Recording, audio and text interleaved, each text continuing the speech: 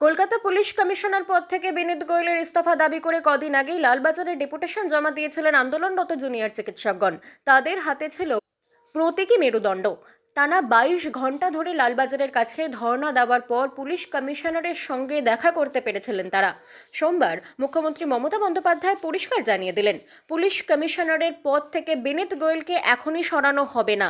তবে বিনীতকে যে একেবারেই সরানো হবে না তাও বলেননি তিনি। মুখ্যমন্ত্রীর কথায় কদিন অপেক্ষা করলে কি অসুবিধে আছে?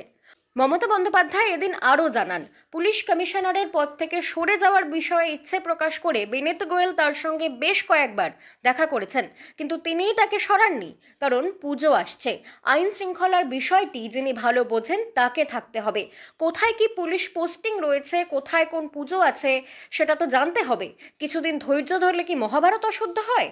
কলকাতা পুলিশ কমিশনারের পদে বিনীত গোয়েল দায়িত্ব পেয়েছিলেন 2022 সালের 1 জানুয়ারি। সাধারণত 3 বছরের বেশি কাউকে পুলিশ কমিশনারের পদে রাখা হয় না, অর্থাৎ এমনিতেই 3 মাসের মধ্যে বিনীতকে সরিয়ে নতুন পুলিশ কমিশনার নিয়োগ করার কথা। সেই কারণে সম্ভবত ধৈর্য ধরতে বলেছেন মুখ্যমন্ত্রী মমতা বন্দ্যোপাধ্যায়। বাংলা খবর, আপনার রাজনীতি, আপনার আওয়াজ।